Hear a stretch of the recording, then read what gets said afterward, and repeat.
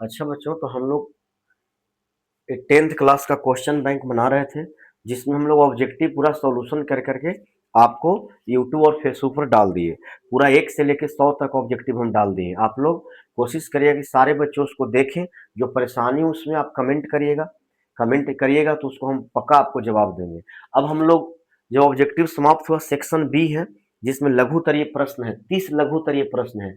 उसी में सबसे फर्स्ट वाला क्वेश्चन ही है जो हम लिखे हैं। तो हम लोग एक एक करके 30 का जवाब देंगे।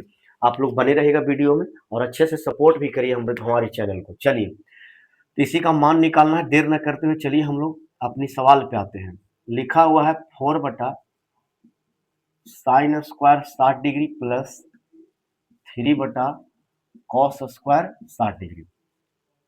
अब इसमें आप लोग का मान पता होना चाहिए। साइन 60 का मान होता है √3/2। ठीक है, अगर स्क्वायर है तो हम भी इसको स्क्वायर करेंगे, 3 हो जाएगा। कॉस 60 के मान होता है 1/2, और स्क्वायर है तो हम भी इसको स्क्वायर करेंगे। अब क्या करना है हम लोग, इसमें 4 का 4, इसको क्या करिएगा, ये स्क्वायर जो है √3 के लिए भी स्क्वायर है और 2 के लिए भी है। तो स्क्वायर से √3 तो कट जाएगा, स्क्वायर कट जाता है 2 से, स्क्वायर से रूट कट जाता है तो ऊपर 3 हो जाएगा, लेकिन नीचे कितना होगा, 4 हो जाएगा। प्लस 3/, ये 1 का स्क्वायर करेगा तो 1 होगा, 2 का स्क्वायर करेगा तब 4 हो जाएगा। ठीक है, ऐसे भी इसको अगर मल्टीप्लाई करिएगा ना, √3/2 को स्क्वायर का मतलब कि 2 बार करना है, तो 2 बार का मतलब क्या हो जाएगा, नीचे हो जाएगा 4, और स्क्वायर जब 2 को रहे तो 1 का स्क्वायर लिखा जाता है, और 3 3 9, 9 का वर्गमूल फिर 3/4 हो जाएगा, जो यहाँ लिख दी है। चलिए, ये बहुत बार इसको बताई गई है कि अब इसमें करना क्या है हम लोग कि इसको हल खाली सिर्फ कर देना, तो 4 जाके इसमें मल्टीप्लाई हो जाएगा। अब जानते हैं ना, 4 इसमें मल्टीप्लाई हो जाता है 16/3 हो जाएगा, और ये 4 जाके इसमें मल्टीप्लाई हो जाएगा 12/1 हो जाएगा। अब इसको हम लोग को क्या करना है, एलसीएम लेके बनाना है। तो 3 1 का एलसीएम कितना हो जाएगा बच्चों, तो 3 1 का एलसीएम 3 हो जाएगा। अब 3 से इसमें 3 भागा दीजिए तो एक बार में, तो 16 3 48 हो जाएगा, और ये जो हो जाएगा 12 3 36 हो जाएगा। 48 और 36, 8 6 14 के 4, हासिल 1 हो जाए, 4 3 7 1 8 हो जाएगा। ठीक है ना, 3 से 3 कट, 3 से 3 कटे, अरे सॉरी सॉरी, क्या करना है हम लोग को कि 3 से 3 जब कट गया तो 1 हुआ, 1 में 16 से मल्टीप्लाई करिएगा तो कितना होगा, 16 होगा। अच्छा, 1 से 3 में डिवाइड कर 3, और 3 में 12 से मल्टीप्लाई करिए 36, थोड़ा सा मिस्टेक हो, 6 6 कितना हो जाएगा 12, 3 1 4 1 5, 52/3 हो जाएगा। कटता है तो काटिए, ना कटता है छोड़ दीजिए। यही आपकी क्या हो जाएगा, आंसर हो जाएगा। ठीक है, अच्छे से देखिएगा। चलिए, मिस्टेक हो जाता है, बड़े बड़े लोगों से मिस्टेक हो जाता है, हम कौन है, हो जाता है कभी कभी। कल भी एक प्रश्न जब हम लोग ऑब्जेक्टिव बना रहे थे तो 16 में से 2 घटाना है, हम बार बार 12 बोल रहे थे, जो कि वो 16 में से 2 घटाकर 14 होना चाहिए। पता ना कैसे कभी कभी हो जाता, वो माइंड ही सही से ना जाता। चलिए, अगली क्वेश्चन की ओर हम लोग बढ़ते हैं, क्वेश्चन नंबर 2 की ओर। पहला हो गया, लिखा है कि समांतर, एकदम वीडियो में बने रहिएगा आप लोग, एकदम ढंग से, 2 सवाल कम हो पर अच्छी से हो जाएगा। समांतर श्रेणी 8 3 -2 -7 ऐसा है कि प्रथम 12 पदों का योगफल निकालना है। प्रथम 12 पदों का क्या करना है, योगफल निकालें। चलिए, क्वेश्चन लिख दिए हम, यहां से हल करते हैं। ये समांतर श्रेणी का सवाल है, जिसमें आपको इसमें डायरेक्ट बनाइए। चलिए, ए बराबर कितना हो जाएगा, तो सबसे फर्स्ट वाले टर्म को ये बोलते हैं, जो एक 8 है दिया हुआ। सबसे फर्स्ट वाले टर्म मेरा ए होता है, जो कितना है, 8 है। इसमें डी कैसे निकालते हैं, तो एक इस वाले बाद वाले टर्म में से पहले वाले को माइनस कर दीजिए, 3 में से 8 जाएगा तो कितना होगा, -5 होगा। ठीक है, अब हमको प्रथम 12 पदों का योगफल निकालना है। तो 12 पद है, नंबर ऑफ टर्म दिया हुआ है, यानी एन का मान दिया हुआ है 12। हमको योगफल निकालना है। योगफल के मतलब होता है S N, S mean sum, number of sum. तो योगफल का फॉर्मूला सूत्र होता है n/2 into 2a plus n-1 into D. बस वैल्यू पुट करिए, आंसर आ जाएगा आपकी। n हो जाएगा 12/2, ये हो जाएगा 2 गुना ए का मान कितना है, तो 8 है, प्लस एन कितना है, तो एन की जगह पर 12 है, -1 डी कितना है बाबू, डी का मान मेरा -5 है, इसी को हल कर देना है। तो ये तो 6 हो जाएगा, काटिएगा तो कितना बार में कट जाएगा, 6 बार में। 8 दूना 16 हो जाएगा, 12 में से एक चला जाएगा तो 11 हो जाएगा, 11 में -5 से गुना करिएगा तो हो जाएगा -55 हो जाएगा। समझे बात? 12 में से एक चला जाएगा 11, 11 प्लस में रहेगा, प्लस माइनस माइनस, 11 पचे 55 हो जाएगा। अब 6 हो जाएगा। अब मेरा ये 55 में से 16 चला जाएगा तो कितना बचेगा, 15 में से 6 गया 9, 4 में से गया 3, 3 बचेगा मेरा ये, लेकिन माइनस में बचेगा। अब इस 39 को 6 से मल्टीप्लाई कर दीजिए तो कितना हो जाएगा, 9 छक 54 के 4 हासिल हो जाएगा 5। अब 76 ये 18 और 5, 18 तो 20 और 3 23, -234 हो जाएगा। ठीक है, आगे बढ़ते हैं बच्चों, इसको अच्छे से आप लोग देखा करिएगा, देखिए इसको अच्छे से। ठीक है, कोई भी परेशानी हो कमेंट करिएगा, कमेंट करिएगा, उसको हम जवाब देंगे कमेंट में आपको, कोई भी परेशानी हो। चलिए, दूसरी क्वेश्चन हो गया। अब हम लोग अगला क्वेश्चन की ओर आते हैं, क्वेश्चन नंबर 3। क्वेश्चन नंबर क्या है, 3। क्वेश्चन नंबर 3 में कहता है कि 2 अंकों, एक वीडियो में कम से कम 8-10 सवाल हम बना के आपको देते हैं, अच्छे से देखिए। 2 अंकों वाली कितनी संख्या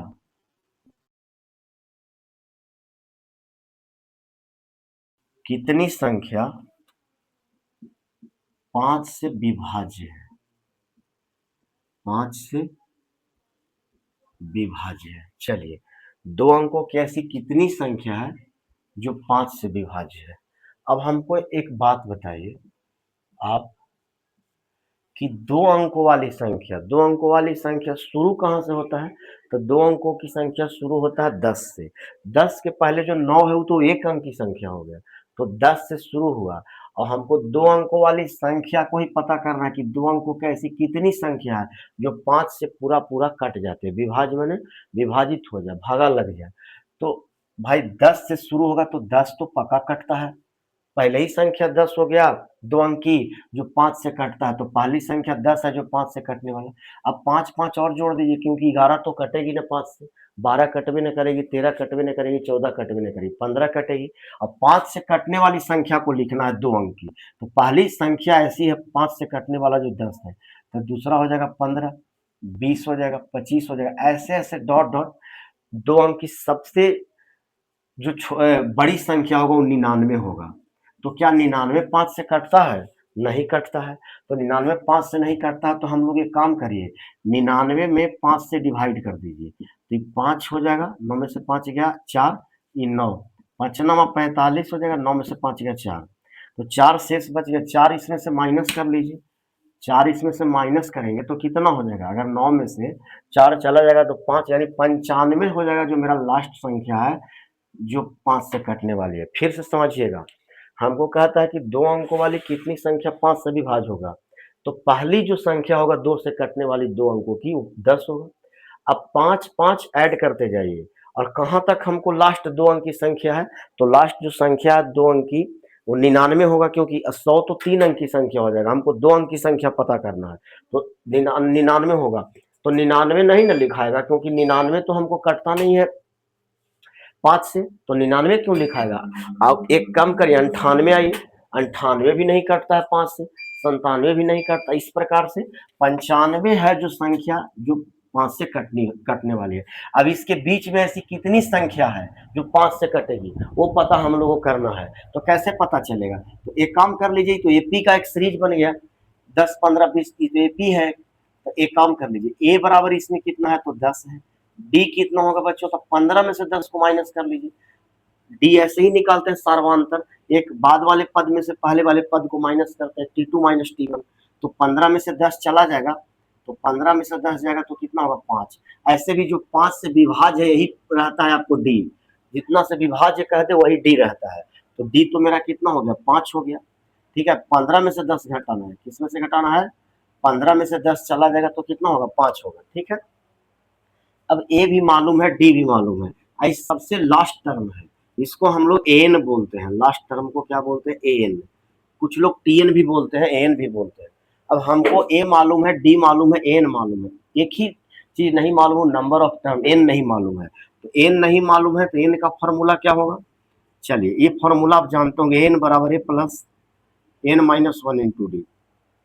इस पर वैल्यू पुट करिए, एन का मान होगा 95, ए कितना, ए का मान 10 है, प्लस एन कितना, एन नहीं पता है छोड़ दीजिए, डी कितना है, डी मेरा हो गया 5। अब मेरा 95 हो जाएगा, 10 प्लस में इधर आएगा -10 हो जाएगा, ये बचेगा n माइनस वन इंटू 5। चलिए 95 में से 10 चला जाएगा तो कितना होगा बताइए? 85 10 95, ये 5 हो जाएगा, 9 में से 1 गया 8 हो जाएगा। अब हो जाएगा n माइनस वन इंटू 5। एक काम और कर लेते हैं, जब n माइनस वन को यहाँ पे, जब n माइनस वन रह जाएगा, अब n माइनस वन तो रह गया, 5 गुना में इधर आएगा तो क्या होगा, डिवाइड में, भागा में आएगा, तो 85 बटा कितना हो जाएगा 5। देखिए एक काम बताते हैं, चाहे तो इसको आप इधर लिखिए चाहे उधर लिखिए, कोई दिक्कत नहीं है। जब पूरी टर्म को एलएचएस में और पूरी टर्म को आरएचएस में ले जाते हैं तो हमको साइन चेंज नहीं होती है, तो हम पूरी टर्म को एलएचएस में कर दिए, इसको आरएचएस में लिख दिए, और 5 मल्टीप्लाई में था, उधर गया तो डिवाइड में, भागा में हो गया। अब 5 से काट लीजिए, कितना हो जाएगा 17 × 5 = 85। अब n बराबर -1 उधर जाएगा तो क्या हो जाएगा, +1 हो जाएगा, यानी जो n का मान होगा 18। यानी कहने का मतलब कि 10 से 95 के बीच ऐसी 18 गो पद हैं जो 5 से क्या होगा, विभाज्य। 10 से 95 के बीच ऐसी 18 गो टर्म है, संख्या है जो 5 से कटने वाली है, समझ गए? तो चलिए अगली आगे वाली सवाल में चलते हैं। बहुत इजी क्वेश्चन है सर, कुछ परेशानी हो, दिक्कत हो, कुछ हमसे भी मिस्टेक और भूल हो तो कमेंट करिएगा, नेक्स्ट वीडियो में उसको सुधारेंगे। चलिए कोशिश रहती है कि हम लोग से कुछ मिस्टेक हो।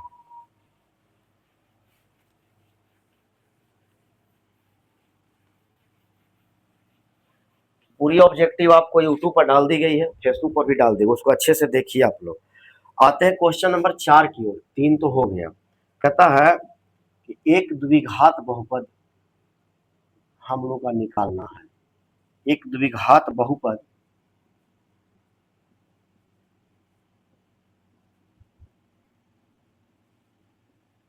ज्ञात करें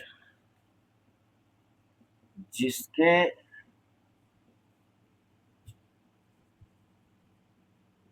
शून्यकों का योग और गुणनफल दिया हुआ है, और गुणनफल क्रमशः -7 एवं 10 है।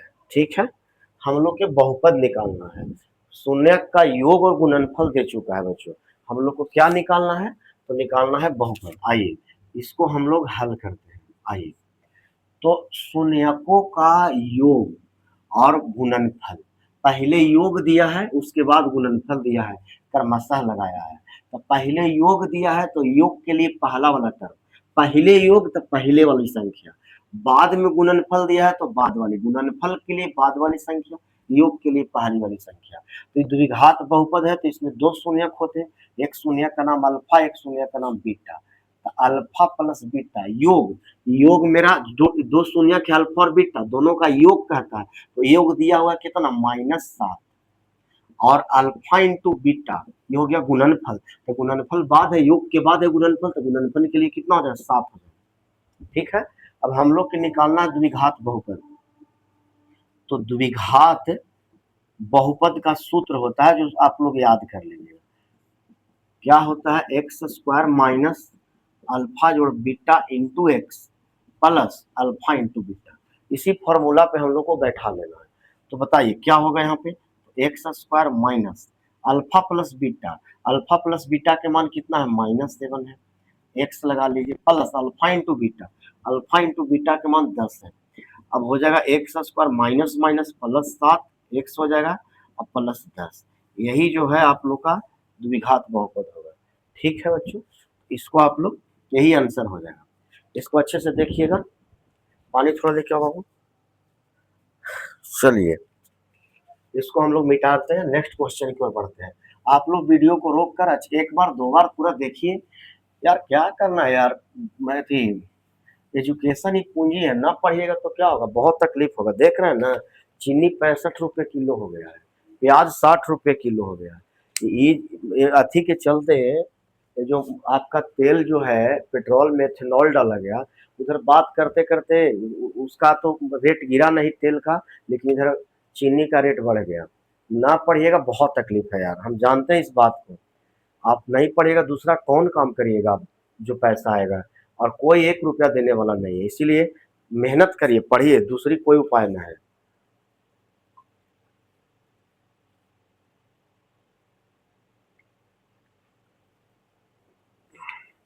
हम लोग को चलिए गार्जियन इतना पढ़ा दिए कि इस लायक है कि आपको दो चीज बताते हैं। कहीं भी आएंगे तो क्या होगा, किसी को भी दो अक्षर बताकर खा लेंगे। तो चलिए, खाने पीने के लिए हम लोग उतना है, बहुत अच्छे स्कूल से पढ़े, अच्छे हॉस्टल से पढ़े हम लोग, समझ गए, बहुत अच्छे जगह से, बचपन से ही प्राइवेट और बहुत बेहतरीन स्कूल के पढ़े हुए हम लोग छात्र हैं। आप लोग सपोर्ट करिए इस चैनल को, और मुझको भी सपोर्ट करिए साथ में, कि आपके साथ बने, हौसला बने। जैसे आप कमेंट करिएगा, कोई चीज को सवाल करिएगा, तभी तो उसमें उत्सुकता बढ़ेगा कि नहीं बच्चों हमको सपोर्ट कर रहे हैं। तो जैसे और भी टीचर को, या भी और भी जो सोशल नेटवर्क पर जितने भी लोग पढ़ाते हैं, मोबाइल पे, यूट्यूब पर, फेसबुक पर, जो भी है, उस तरह से हम लोग को भी सपोर्ट करिए, ताकि आपको अधिक से अधिक चीज लाए, हौसला बढ़े। ठीक है, तो बने रहिएगा। चलिए कोशिश करें कि सपोर्ट करें। अब हम लोग चौथा हो गया।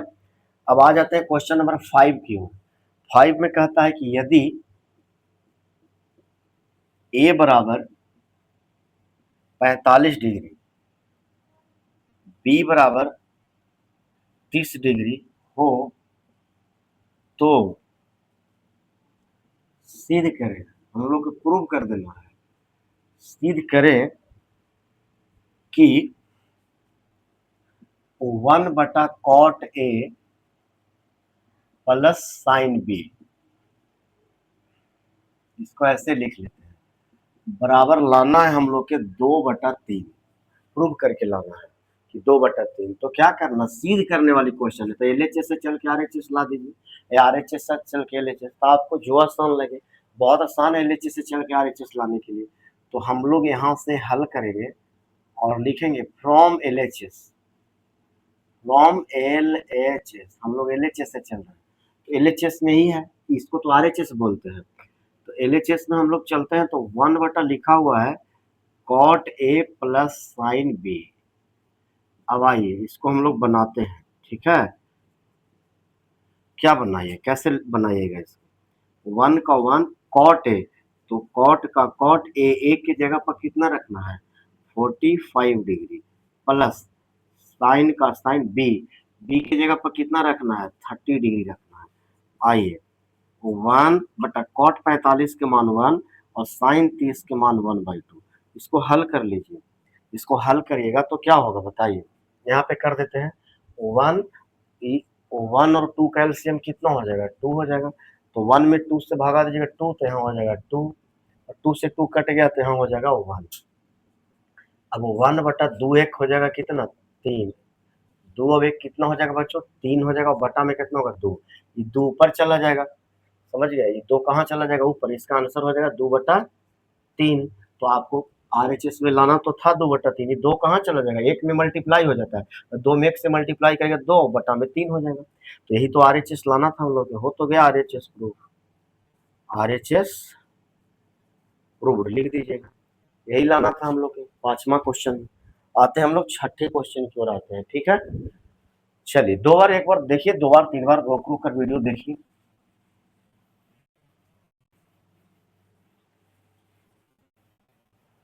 अब हम लोग को आना है क्वेश्चन नंबर 5 भी हो गया, चलिए 6 में आते हैं। एक 6 वाला क्वेश्चन है, कहता है कि यदि किसी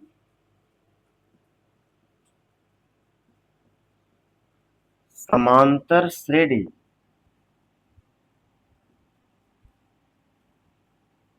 का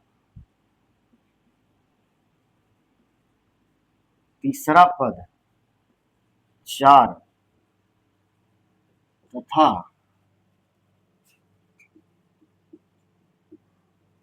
नौवां पद -8 है, तो एपी ज्ञात करें।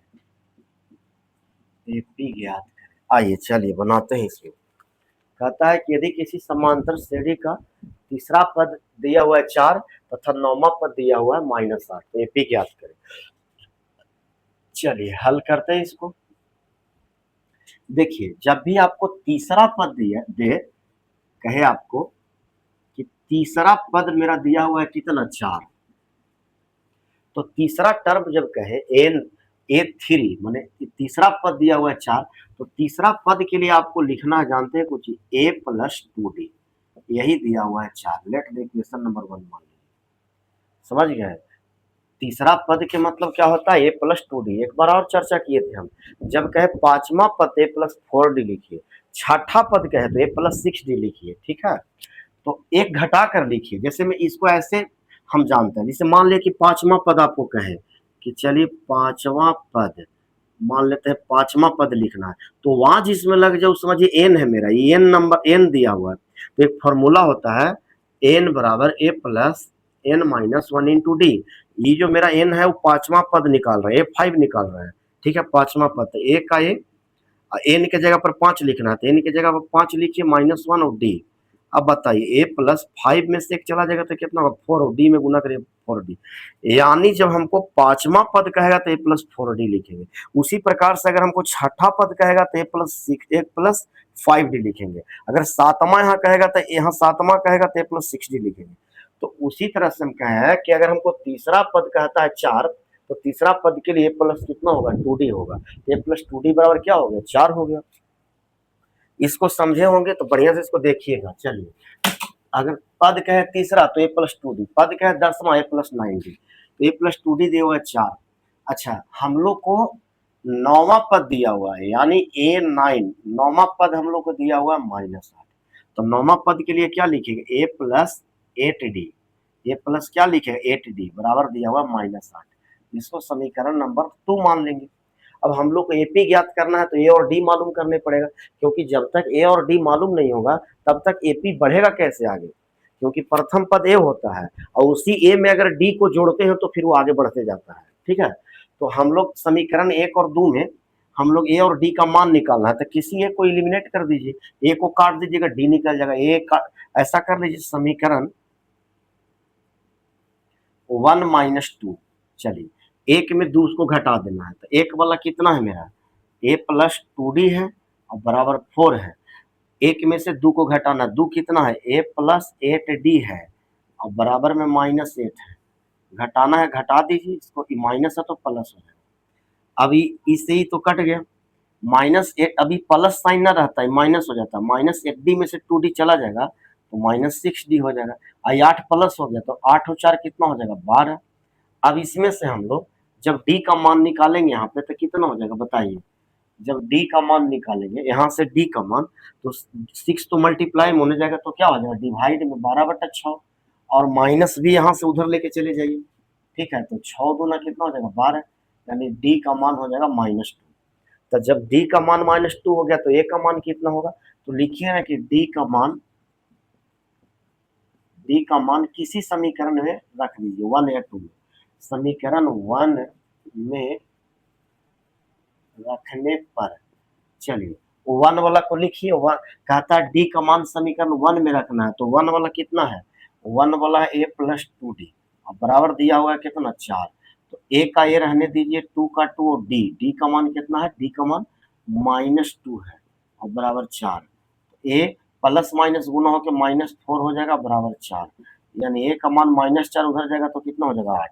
तो हमको दोनों चीज मालूम चल गया है, a का मान भी मालूम है और हमको d का मान भी मालूम है। हमको एपी लिखना है, तो एपी कैसे लिखाता है बताइए। एपी प्रथम पद कितना है 8, तो ये 8 हो जाएगा। अब हम जब इसका द्वितीय पद लिखिएगा, अगला A2 लिखिएगा, तो कुछ मत करिए, जो मेरा A है 8 है, इसी में से डी को जोड़ते चलिए। 8 में आप फिर से 8 में आप -2 को जोड़िएगा तो 8 में से 2 चला जाएगा तो कितना होगा 6 हो जाएगा। समझ गए, प्रथम पद मेरा कितना है या फिर आप ऐसे नहीं जानते तो ऐसे जानिए। देखिए इसका एपी का एक व्यापक रूप है A plus D A plus two D, इस तरह से बढ़ते जाता है। तो ए का मान मेरा है 8, तो ये 8 हो जाएगा। ए का मान फिर से ए के जगह पर कितना है 8 है, प्लस डी के मान कितना है, तो डी के मान मेरा -2 है तो -2 लिखिए। फिर ये 8 लिखेंगे प्लस 2 इंटू डी के मान कितना है मेरा, डी के मान मेरा -2 है तो -2, बस 3 काफी है। तो ये हो जाएगा मेरा 8 कॉमा, ये 8 प्लस माइनस कितना हो जाएगा, प्लस माइनस माइनस हो जाएगा, ये 8 हो जाएगा प्लस माइनस -4 हो जाएगा। तो अब मेरा हो जाएगा 8 हो जाएगा, 8 में से 2 गया 6 हो जाएगा, 8 में से 4 गया 4 हो गया, यही मेरा एपी है। ठीक है बच्चों, इसको ध्यान दीजिएगा। देखिए इसका सर्वांत हमेशा जो डी है वो -2 ही आना चाहिए। 6 में से 8 घटाइएगा -2, 4 में से 6 घटाइएगा -2, तो यही एपी हो गया। कहता है एपी ज्ञात करें, ये मेरा एपी है। अच्छे से इसको देख लीजिएगा। ठीक है आगे बढ़ते हैं बच्चों, अच्छे से इसको उतार लीजिए।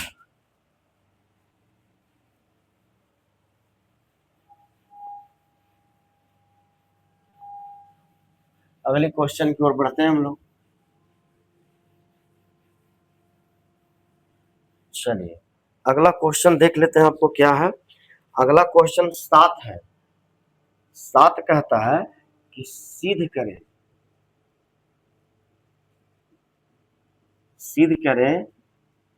कि 6 प्लस रूट 2, बहुत अच्छा सवाल है। एक अपरिमेय संख्या है, अपरिमेय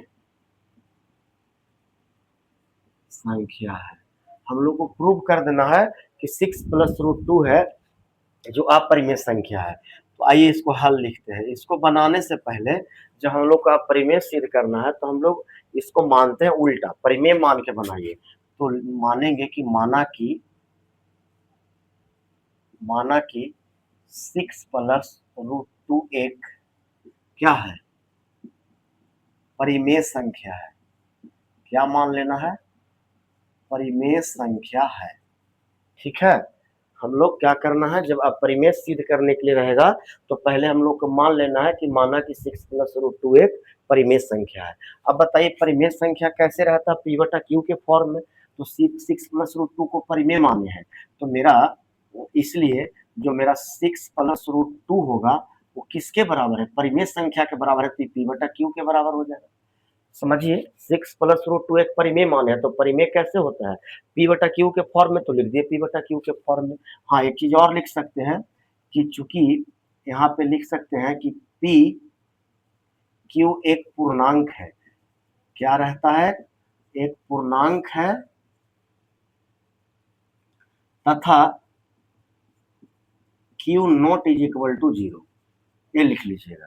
पी क्यू एक पूर्णांक है, पी और क्यू क्या रहता है, एक पूर्णांक है, पूर्णांक में रहता है, तथा क्यू जो है, हर जो है, इसको हर बोलते हैं, डिनोमिनेटर, ये कभी भी 0 के बराबर नहीं होती है।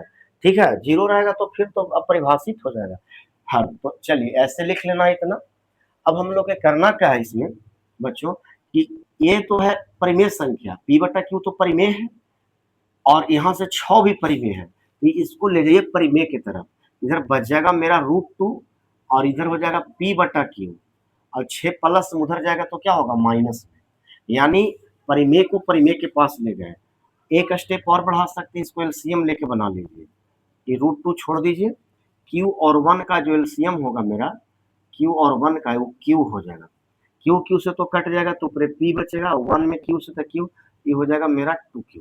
ठीक है, अब आप बताइए कि ये जो देख रहे हैं ये पक्का परिमेय है आपका, ये परिमेय है और यह परिमेय है, समझ रहे हैं ना। ये तो किसी भी संख्या जो रूट में होती उसका स्क्वायर रूट से बाहर नहीं आती तो अपरिमेय होती है, परिमेय है। अब परिमेय में से परिमेय घटा दीजिए या परिमेय में परिमेय जोड़ दीजिए तो परिमेय संख्या ही रहती। तो हम यहाँ पे एक बात लिखेंगे कि चूंकि परिमेय संख्या कभी भी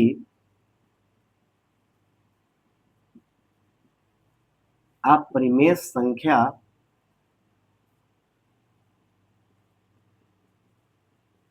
के बराबर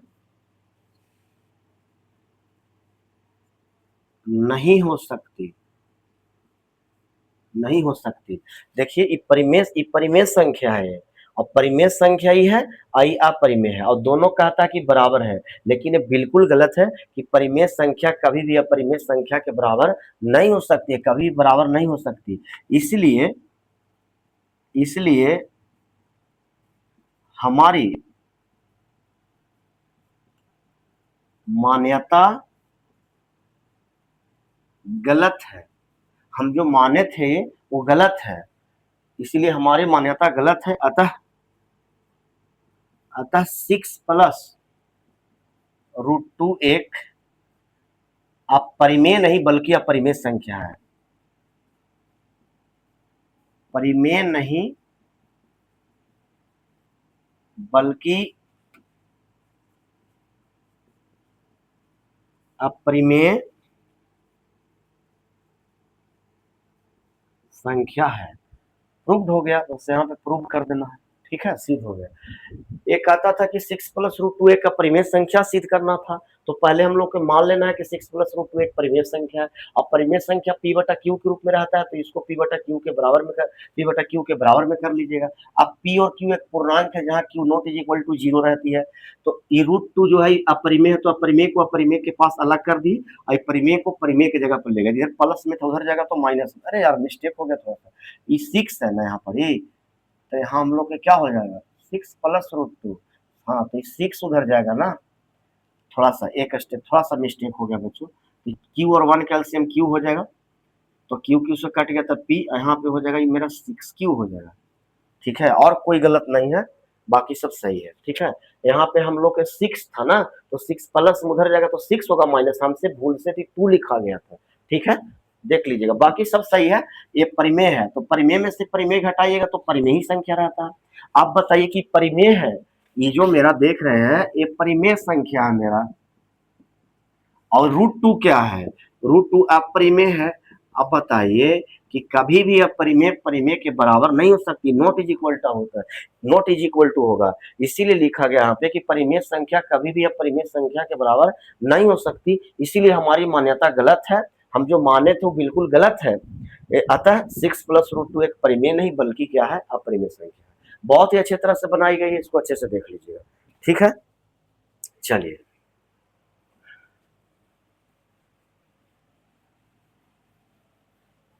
नेक्स्ट क्वेश्चन की ओर हम लोग आते हैं। वीडियो को सपोर्ट करते रहिए बच्चों, बार बार आपसे रिक्वेस्ट है, अपने भाई बहन जो भी पढ़ते हैं 10th क्लास में, कल से 12 का ही वीडियो आएगा, चूंकि 10th क्लास के हम बहुत डाल रहे हैं, एक वीडियो 12 का भी डेली आएगा। 12 का ऐसे हालांकि बीच में एक मैथ हम डाले थे ऑब्जेक्टिव, लेकिन और भी 12 का आएगा। 12 का बच्चा के एनी टाइम कमेंट आते रहता है कि सर 12 का नहीं आ रहा। चलिए क्वेश्चन नंबर 8, क्वेश्चन नंबर 8 क्या कहता है कि y के power 6 plus 3y square plus 10 को y के पावर q प्लस 1 से भाग देना है, ठीक है। तो क्या करना, भाग देना है, तो भाग सिंपल दीजिए जैसे देते हैं हम लोग, y के पावर 6 3y स्क्वायर प्लस 10, इसको भाग देना हम लोग के y³ प्लस 1 से, ठीक है। तो इसमें भाग में सबसे किया कहा जाता है कि फर्स्ट वाले नंबर को काटिए, तो यहाँ y के पावर 3 है, यहाँ y के पावर 6 है, तो कितना और लिख दीजिएगा कि 6 हो जाएगा, तो 3 और, क्योंकि मल्टीप्लाई करिएगा जब y में 3, y के पावर 3 में जो y के पावर 3 से मल्टीप्लाई करिएगा तो बेस समान है तो पावर जुट जाता है, तो 3 3 कितना हो जाएगा, y के पावर 6 हो जाएगा, लेकिन 1 को भी इससे गुना करने पड़ेगा, तो y के पावर क्यूब में जो 1 से गुना करिएगा तो हो जाएगा, यहाँ पर ये कितना हो जाएगा, y के पावर क्यू हो जाएगा, चलिए प्लस हो जाएगा, ठीक है।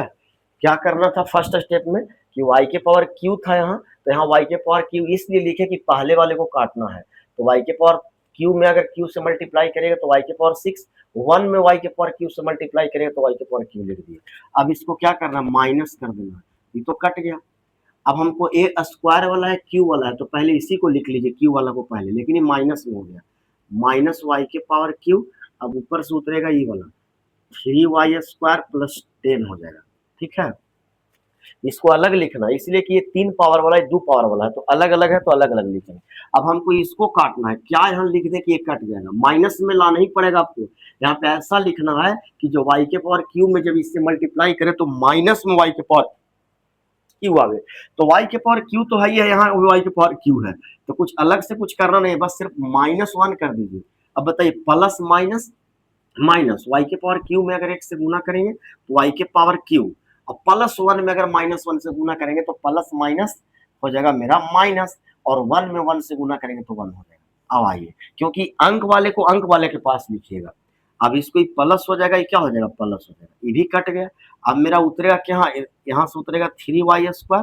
अब बताइए 10 में से 10 और 1 ये वाला, ये 1 प्लस में रहा माइनस में नहीं रहा, तो 10 और 1 11 हो गया। ठीक है, अब देखिए अब नहीं लगेगा भाग, इसलिए कि शेष बच गया। क्यों भाई, तो यहाँ मेरा जो भाजक है इसकी पावर 3 है और इसका पावर 2 है, तो जब ये इसी का पावर ज्यादा हो जाएगा, ये ज्यादा हो जाएगा, ये कम हो जाएगा, तो भागा ही नहीं लगेगा, इसीलिए यही मेरा शेषफल हो गया। ठीक है, ये मेरा भागफल हो गया, ये मेरा शेषफल हो गया, तो यही भाग हो गया। अगर भागफल और शेषफल पूछता तो भागफल ही लिख देते, शेषफल ही लिख देते। ठीक है बच्चों, अच्छे से देखिएगा इसको भी। नेक्स्ट क्वेश्चन की ओर हम लोग बढ़ते हैं।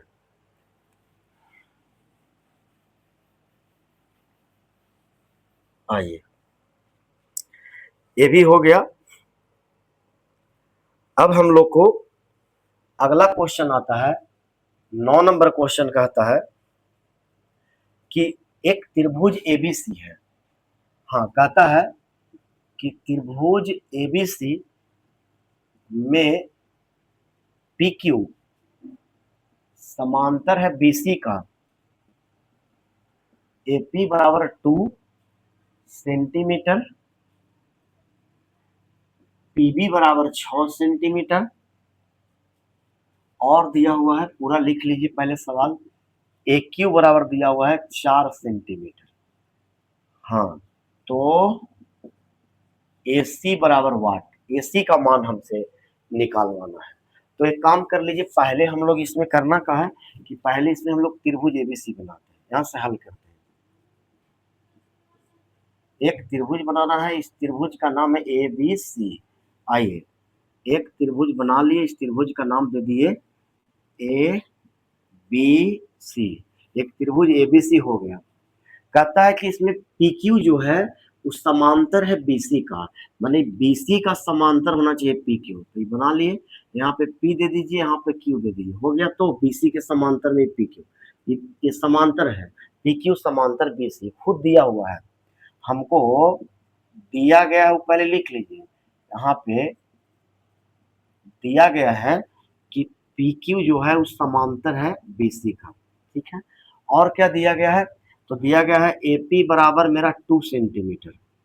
चलिए, AP जो है 2 सेंटीमीटर है, PB कितना है 6, PB कहाँ है, PB है 6, AQ कितना है, AQ है 4, ये हमको नहीं पता है, निकालना है। तो एक बात हम बताते हैं, इसको लिखिए मत, कि जब भी अगर PQ समांतर BC दिया गया है, क्योंकि हम जानते हैं थेल्स प्रमेय में कि जब PQ समांतर है BC का, जब ऐसे थ्योरम है, इसको प्रूव करना है, ये आता था पहले 5 नंबर में, अभी भी आ जाएगा, कोई ठीक नहीं है, बहुत सारे पिछले हम क्वेश्चन बैंक देखे हैं जिसमें इसको प्रूव करने के लिए आता है। आप ही का जब ज्योमेट्री शुरू होगा तो सबसे पहले थेल्स प्रमेय ही पढ़ना है, तो उसमें थेल्स प्रमेय कहता है कि किसी त्रिभुज में, अगर किसी, यहाँ पे बनाते हैं, अगर किसी त्रिभुज में एक भुजा के समांतर, ये किसी त्रिभुज है और किसी त्रिभुज में किसी एक भुजा के समांतर, जैसे इस भुजा के समांतर लाइन खींच दिए, तो जब इस भुजा के समांतर जो लाइन खींचते हैं, इस शेष जो 2 भुजा बचा, इसको बराबर अनुपात में बांटता है, मतलब जितना इतना बटा इतना बराबर इतना बटा इतना। कहने का मतलब है कि चूंकि PQ समांतर BC है, इसीलिए PQ जो है इस समांतर BC का है, तो AP बटा PB हो जाएगा। क्या हो जाएगा, AP बटा PB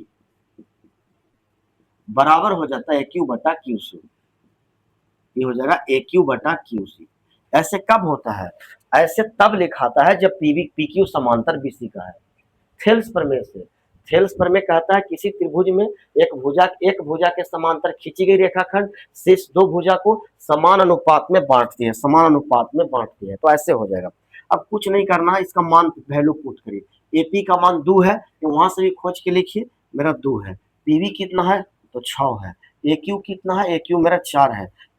QC कितना है तो नहीं पता है। चलिए इसको काट लीजिए, 2 तिया 6, ऊपर हो जाएगा 1/3 और यहाँ होगा 4/QC। इसको जब क्रॉस मल्टीप्लाई करिएगा तो QC में 1 से गुना करेंगे तो मेरा QC हो जाएगा, और 4 में 3 से मल्टीप्लाई करेंगे तो 12 सेंटीमीटर। यही मेरा आंसर आ जाएगा, यही आंसर है। ठीक है बच्चों, अच्छे से देखिएगा, जो बोले हैं ये रिकॉर्ड हो गया आपका। 10 बार 20 बार देखो, पढ़ो, क्या करना है यार, कुछ तो करना नहीं आपको पढ़ने के सिवा। हर गार्जियन जो कम भी कमाता है, 200 रुपया मजदूरी भी करता है, वो भी चाहता है अभी के डेट में कि मैं अपने बच्चा को पढ़ाऊं। क्यों? क्योंकि सारे गार्जियन अब जागरूक हो गया है, समझ गए, सारे गार्जियन जागरूक हो गए। बीच में बच्चा भले बहाना करे कि हमको काम है, ये है वो है, अगर बच्चा अगर ईमानदारी से अपने गार्जियन को कह दे कि हमको पढ़ने जाना, आज एग्जाम है, या फिर हम, तो कभी भी किसी के गार्जियन रोक नहीं सकते। इसीलिए पढ़ाई बहुत जरूरी है। अब बहानेबाजी मत करिए, समझ गए, रेगुलर पढ़ाई पढ़िए, और यही है जो आपको गरीब से अमीर बनाएगा, गरीबी को दूर करेगा केवल शिक्षा। कहीं अगर जॉब लग जाएगा यार, कोई भी ऐसी जॉब नहीं है जिसमें 50,000 रुपये से कम सैलरी है, सब 8वां पे लागू होने वाला है। ठीक है, तो मेहनत करिए, सब पढ़िए। चलिए अगला क्वेश्चन हम लोग आते हैं 11 नंबर क्वेश्चन की ओर। कहता है 10 नंबर क्वेश्चन की ओर, कहता है कि त्रिभुज एबीसी, एक त्रिभुज एबीसी है तथा एक और त्रिभुज है जिसका नाम है DEF, समरूप है। क्या है? समरूप है तथा इनके क्षेत्रफल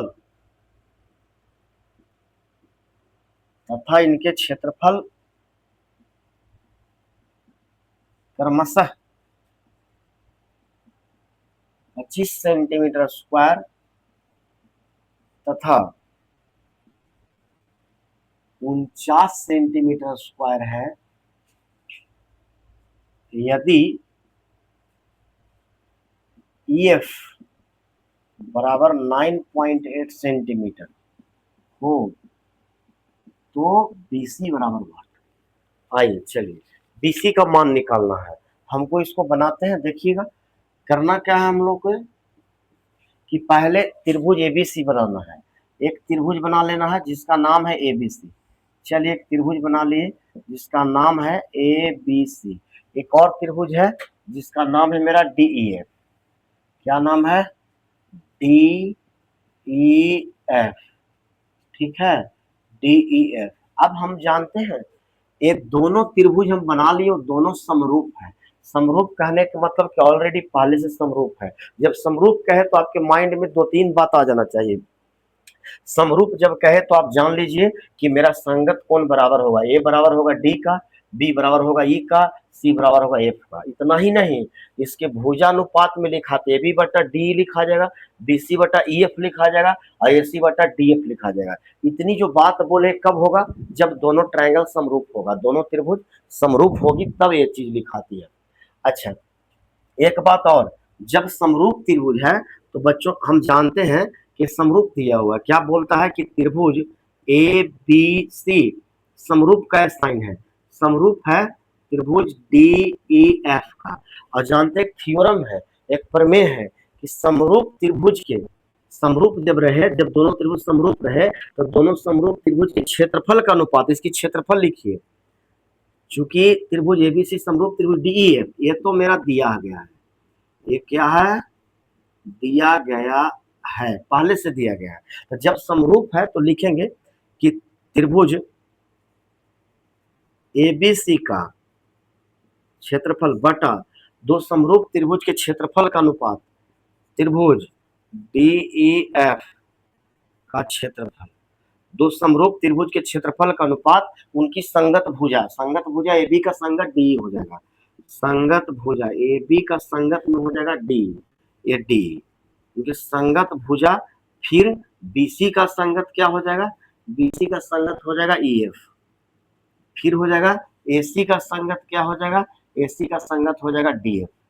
तो ई जो है पूरा थ्योरम है, कहता है कि दो समरूप त्रिभुज अगर दिया हुआ रहे, ध्यान से सुनिएगा, अगर दो समरूप त्रिभुज है, बोल दिया है कि दोनों त्रिभुज समरूप है, और अगर दोनों त्रिभुज समरूप है तो समरूप होने के बाद होता है दोनों त्रिभुज के क्षेत्रफल का अनुपात, त्रिभुज एबीसी का क्षेत्रफल तथा त्रिभुज डीईएफ का क्षेत्रफल, दोनों त्रिभुज का क्षेत्रफल का अनुपात इनकी संगत भुजाओं के वर्ग के अनुपात के बराबर होता है। इसका वर्ग कर दीजिए, वर्ग माने क्या, स्क्वायर, ये थ्योरम होता है। अब आइए इसमें क्या करना है, त्रिभुज एबीसी का क्षेत्रफल दिया हुआ है हम लोग के, पता करिए, देखिए, तथा इनके क्षेत्रफल क्रमशः देना है। तो पहले एबीसी था तो एबीसी के लिए 25 हो जाएगा, बाद में डीईएफ है तो बाद के लिए 49 हो जाएगा। तो पहले एबीसी के लिए 25 लिखिए, एबीसी के लिए हो जाएगा 25, अब बट्टा डीईएफ बाद में, डीईएफ बाद में तो 49 हो जाएगा। चलिए अब क्या दिया हुआ, ईएफ का मान दिया हुआ है, अब इसमें से खोजिए ईएफ करने है, देखिए ईएफ ही वाला है, तो जब ईएफ ही दिल है अब बीसी निकालना है। कहिएगा सर ये दोनों का भी कोई काम नहीं, हटा लीजिए, ये दोनों को हटा लीजिए, अगर इसमें से देता तो इसको रखते, ये दोनों को हटा लेते हैं हम लोग, जब जरूरत पड़ता, जब अब इसका मान अगर देता तो रखते, इसको हटा लेंगे, हमको बस इससे जरूरत है। तो ईएफ का मान दे हैं, ईएफ कितना मान दिया हुआ, ईएफ का मान दे 9.8, तो मेरा जो ईएफ का मान हो जाएगा वो हो जाएगा 9.8 नीचे, और ऊपर बीसी हमको पता करना है, लेकिन इसका स्क्वायर है तो स्क्वायर कर लीजिए, ठीक है। बाकी को क्या करना बच्चों, बाकी को मिटार देना है, ये समझा दिए है ना, मिटार देते हैं हम। देखिए ये बराबर तो होती है लेकिन अभी फिलहाल इसी की जरूरत है, इसीलिए ए भी मिटर जाएगा और मेरा ए भी मिटर जाएगा, सिर्फ बराबर होगा तो कौन होगा, ए होगा, बस सिर्फ ए बराबर रहेगा, इसी का हम मान दिए। अब देखिए हम इसको हम ऊपर बना देते हैं। अच्छा स्क्वायर जब इधर आएगा तो क्या होगा, स्क्वायर जब इधर आ जाएगा तो 25 बटा 49 हो जाएगा। स्क्वायर जब इधर आता है तो दोनों पर अंडर रूट होगा, ऊपर वाला पर भी और नीचे वाला पर भी अंडर रूट हो जाएगा। अब सिर्फ बचेगा मेरा बीसी, बटा में बचेगा 9.8, हल कर दीजिए, 25 का स्क्वायर रूट 5 होता है, 49 का 7 हो जाएगा, आई बीसी हो जाएगा 9.8 हो जाएगा। इसको क्रॉस मल्टीप्लाई कर लीजिए, जब क्रॉस मल्टीप्लाई करेंगे तो मेरा 7 बीसी हो जाएगा, और इसमें इससे करेंगे तो 9.8 गुने 5 हो जाएगा। अब बताइए बीसी का मान मेरा कितना हो जाएगा, तो 9.8 गुने 5 बटा में 7, अगर कटता है तो काट लीजिए, कटेगा 7 से काटिएगा, ये पॉइंट हटाइए ना, 9.8 है, नहीं पॉइंट को हटा दीजिए, चलिए 9.8 था, ये था कितना 7, तो पॉइंट हटाते हैं कैसे, पॉइंट के बदले में एक, पॉइंट के बाद एक अंक तो 1 0, ये पॉइंट खत्म हो गया।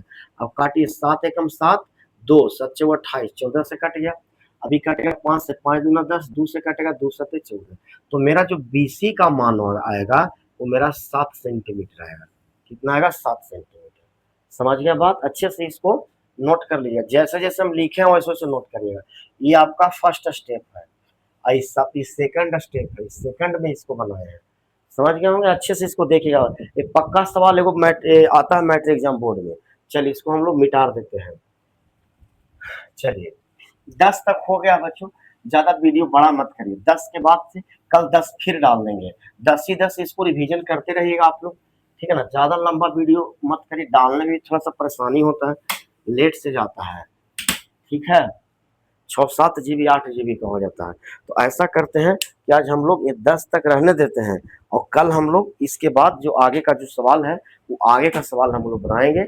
और आप लोग से रिक्वेस्ट है कि मेरे चैनल का फॉलो सब्सक्राइब करते रहिए, यूट्यूब और फेसबुक दोनों पर ये वीडियो जाता है, तो फेसबुक को फॉलो कर लीजिए, यूट्यूब को सब्सक्राइब कर लीजिए, और हमेशा एक वीडियो, जब तक एग्जाम ना आ जाए आपको एग्जाम से रिलेटेड बढ़िया बढ़िया सवाल आपको हमेशा देते रहेंगे, और हम पे भरोसा करिए, आपको पक्का अच्छा नंबर आएगा, मैथ में 100 लाने की मेरी गारंटी है, आपको दिलवाएंगे, और जितनी हो सके हम इसका पीडीएफ प्रोवाइड करवाएंगे, जितनी पीछे क्वेश्चन बैंक हम करवाएंगे, जो चैप्टर का जो है मैथ का एनसीईआरटी बुक, सिर्फ एनसीईआरटी बुक से ही सवाल आती है, तो मेरे साथ जुड़े रहिए, अधिक से अधिक आगे खुद ही जब आएगा, अभी पहले बोलना क्या है, जब आगे आ जाएगा तो खुद ही हम बनाते चलेंगे। तो ठीक है, अब 12 का भी आएगा वीडियो, आप लोग सारे बच्चे जुड़े रहिए, मैट्रिक और 12 बच्चे। थैंक यू बच्चों।